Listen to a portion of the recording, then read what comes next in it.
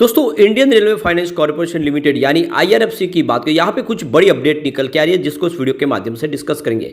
आज स्टॉक ने positive closing दी है, लेकिन बड़ी तेजी फिलहाल बन नहीं पा रही है। तो क्या यहाँ से कुछ गिरावट की संभावना बन रही है या फिर यहाँ से एक शानदार तेजी के लिए स्टॉक तैयार हो रहा है?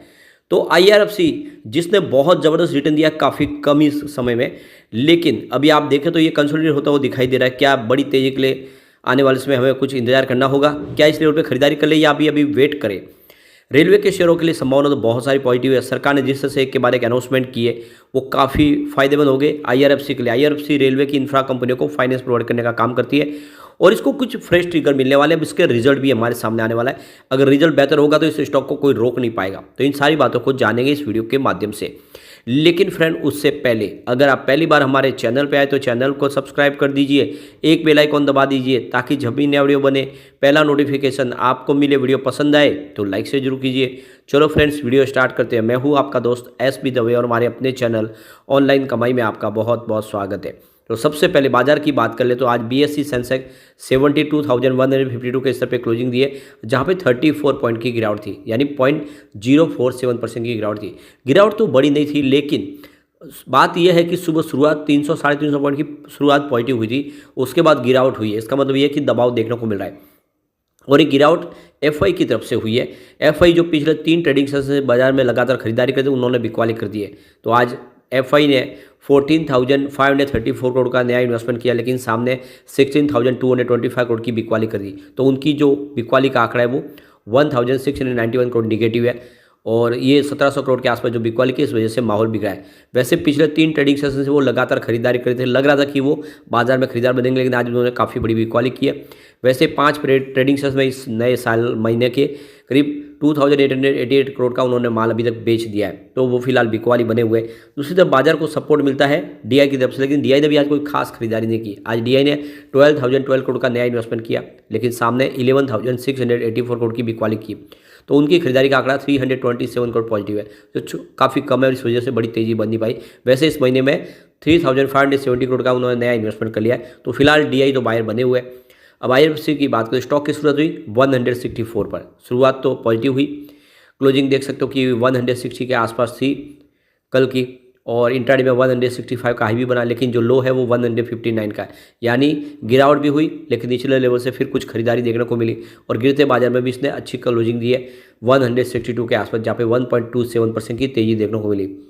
अब वॉल्यूम देखें तो थोड़ा सा वॉल्यूम में कमी आ रही है। पिछले एक महीने पहले इसका 20 करोड़ का वॉल्यूम था, 5 करोड़ की डिलीवरी उठाई गई थी। 1 वीक पहले 9 करोड़ का वॉल्यूम था, 3 करोड़ की डिलीवरी उठाई गई थी। कल 4 करोड़ का वॉल्यूम था, 1 करोड़ की डिलीवरी उठाई गई थी और आज भी 4 करोड़ का ही वॉल्यूम हुआ है। तो कुल मिला के वॉल्यूम में थोड़ा सा ठहराव दिखाई दे रहा है यहाँ पे बिल्कुल।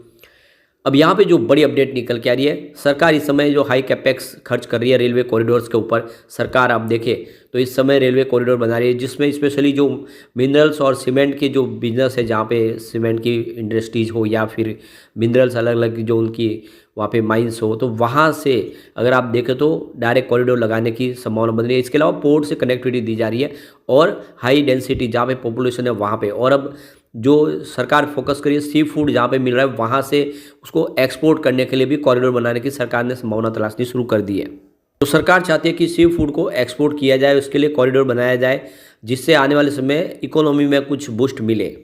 तो इस बजट के दौरान जो सरकार की तरफ से अनाउंसमेंट हुआ कि इस बार 3 बड़े कॉरिडोर बनाया जाएगा, जिसमें काफ़ी बड़ा खर्च करने वाली है सरकार, और इससे एक्सपोर्ट को बढ़ाने में मदद मिलेगी, स्पेशली सी फूड का एक्सपोर्ट। तो यहाँ पे सरकार ने डिसीजन लिया है कि वो एक सेटअप तैयार करना चाहते हैं, इम्प्लीमेंटेशन करेंगे प्रधानमंत्री मत्स्य संपदा योजना का। ये एक नई योजना शुरू की जाएगी।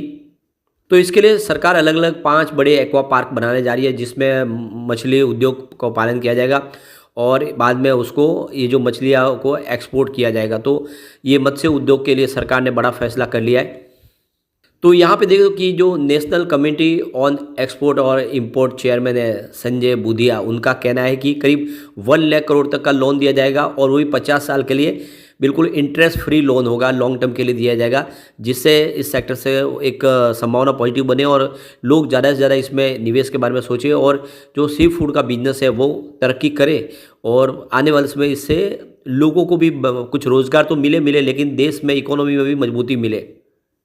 तो यहाँ पे देखो एक्सपोर्ट करने के लिए बहुत सारी यहाँ पे अपॉर्चुनिटी होगी, जिसमें कॉरिडोर्स तो बनेंगे रेलवे के, लेकिन साथ में मल्टी मॉडल कनेक्टिविटी होगी और एयरपोर्ट तक के लिए उसको एक्सपोर्ट करने के लिए उसकी सारी व्यवस्था की जाएगी। ये सारी इसमें देखिए बहुत सारे रेलवे को डबल किया जाएगा। तो सी फूड का जो टारगेट है उसको 1 लाख करोड़ करने की यहाँ पे सरकार ने संभावना व्यक्त की है, जिससे आने वाले समय में बहुत सारा फायदा हो सकता है। तो कुल मिला के ये जो अपडेट है ये इशारा करिए कि बहुत सारा खर्च होने वाला है रेलवे के इन कॉरिडोर्स के लिए, और ऐसे में IRFC का रोल बढ़ता हुआ दिखाई देगा। तो ये जो 1 लाख करोड़ तक का जो लोन प्रोवाइड करने के लिए यहाँ पे सरकार ने अनाउंसमेंट किया है, इससे जो प्राइवेट सेक्टर वो इसमें आगे आए, उनको इस तरफ एक मौका दिया जाए ताकि आने वाले समय इस सेक्टर में और संभावना तलाशी जाए और ज़्यादा से ज़्यादा सी फूड के बिजनेस को एक्सपोर्ट किया जाए। तो विजन बड़ा है और आने वाले समय इसका फ़ायदा IRFC को होगा और बहुत सारा बिजनेस बढ़ता हुआ दिखाई देगा। ऐसे में IRFC की प्राइस डेफिनेटली बढ़ेगी। अब यहाँ पे रिजल्ट भी हमारे सामने आने वाला है। आप देख सकते हो कि रिजल्ट की डेट ऑलरेडी हमारे सामने आ चुकी है। 9/2/2024 यानी परसों हमारे पास रिजल्ट होगा, और रिजल्ट बेहतर होगा तो उसके बाद इसकी प्राइस को कोई रोक नहीं पाएगा, एक बड़ी तेज़ी बन सकती है। अगर हम पुराने रिजल्ट को देखें तो काफ़ी बेहतर प्रदर्शन देखा है। सेल्स की बात करें तो दिसंबर 2022 में 6,218 करोड़ के आसपास था, जो सितंबर में 6,767 करोड़ तक पहुंच गया। तो सेल्स तो लगातार बढ़ रहा है, हर क्वार्टर में काफ़ी अच्छा अनुभव है। ऑपरेटिंग प्रॉफिट देखें तो यहाँ पर भी काफ़ी अच्छा बढ़ा है, 6,188 करोड़ के आसपास था दिसंबर में, जो सितंबर 2023 में बढ़ के 6,733 करोड़ तक पहुंच गया। और लगभग देखो कि हर क्वार्टर में हमें ऑपरेटिंग प्रॉफिट बढ़ता हुआ दिखाई देगा, बिजनेस बिल्कुल बढ़ता हुआ दिखाई देगा, पटरी पे है बिजनेस। अब नेट प्रॉफिट आफ्टर टैक्स की बात करें तो दिसंबर 2022 में 1,633 करोड़ के आसपास था, जो सितंबर में घट के 1,550 करोड़ के आसपास आया। तो प्रॉफिट कम हुआ जरूर है, लेकिन रेवेन्यू बढ़ रहा है, बिजनेस बढ़ रहा है, ऑपरेटिंग प्रॉफिट बढ़ रहा है। वैसे अगर हम पिछले 3-4 सालों की बात की तुलना करें तो बिजनेस बहुत तेज़ी से ग्रो कर रहा है। मार्च 2021 में जहाँ पे सेल्स टोटल पूरे साल का 15,771 करोड़ के आसपास था, वो TTM 25,900 करोड़ तक पहुँच गया। बहुत ही बड़ा जंप देखने को मिला है। ऑपरेटिंग प्रॉफिट में भी ज़बरदस्त जंप है। मार्च 2021 में जहाँ पे 15,657 करोड़ के आसपास था, वो TTM 25,760 करोड़ तक पहुँच गया है। बहुत बड़ा उछाल है। प्रॉफिट में भी देखो तो ज़बरदस्त उछाल है। 4,416 करोड़ के आसपास मार्च 2021 में जो प्रॉफिट था, वो इस TTM 6,068 करोड़ तक पहुंच गया है। तो आंकड़े उत्साहवर्धक है, जो इशारा करे कि डेफिनेटली ये स्टॉक कमाल करेगा। सबसे बड़ी बात है इसके आगे फंडामेंटल जो बहुत मजबूत हो चुके हैं। मार्केट कैप 2,12,363 करोड़ तक पहुँच गया है, और ऐसे में ये अब आने वाले समय में आप देख सकते हो कि इसकी मार्केट कैप के दम पे निफ्टी नेक्स्ट 50 इंडेक्स का हिस्सा बनने जा रहा है। तो 31 दिसंबर इसकी कट ऑफ डेट थी, जो निकल चुकी है, और इस मार्केट कैप के दम पे ये निफ्टी नेक्स्ट 50 इंडेक्स में बिल्कुल शामिल होगा। और 15 फरवरी के आसपास इसकी अनाउंसमेंट भी हो जाएगी, और उसके बाद में इसमें फ्रेश इन्वेस्टमेंट आना शुरू हो जाएगा। काफ़ी इन्वेस्टर है जो सिर्फ यहाँ पे देखो कि जो निफ्टी नेक्स्ट 50 इंडेक्स में ही निवेश करते हैं, उनका इन्वेस्टमेंट आना शुरू हो जाएगा। और सबसे बड़ी बात है कि MFI इंडेक्स में भी ये लार्ज कैप में शामिल हो चुका है। तो IRFC में जो फ्रेश है करीब $15 मिलियन का नया इनफ्लो आ सकता है, यानी ये बहुत बड़ा मौका है। इस समय निवेश करें तो आने वाले समय आपको बेहतर रिटर्न की उम्मीद मिल जाएगी। अब एक बार हम इसके पिवट लेवल को चेक कर लेते हैं। तो यहाँ से अगर गिरावट हो जाती है तो 160 का पहला सपोर्ट है, ये सपोर्ट टूटा तो स्टॉक आपको 153 तक जाता हुआ दिखाई देगा, और गिरावट और भी जारी रही तो 141 तक भी जा सकता है, यानी 140 तक जा सकता है। तो ऑलरेडी बहुत ज़्यादा स्टॉक दौड़ चुका है, हो सकता है कि कुछ गिरावट हो, प्रॉफिट बुकिंग तो बिल्कुल आ सकती है। तेजी बनी तो 180 का फर्स्ट रेजिस्टेंस है, इसको पार कर लिया तो 191 तक स्टॉक जाएगा।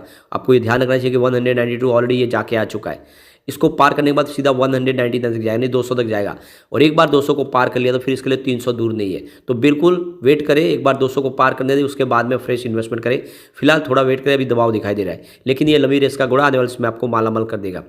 लेकिन फ्रेंड, कोई भी इन्वेस्टमेंट करने से पहले अपने फाइनेंशियल एडवाइजर से बड़े ले ले या अपना खुद का रिसर्च करें, क्योंकि मैंने वीडियो आपके एजुकेशनल पर्पज़ के लिए ही बनाया। वीडियो पसंद आए तो लाइक से जरूर कीजिए और चैनल को सब्सक्राइब कर दीजिए। Thank you friends.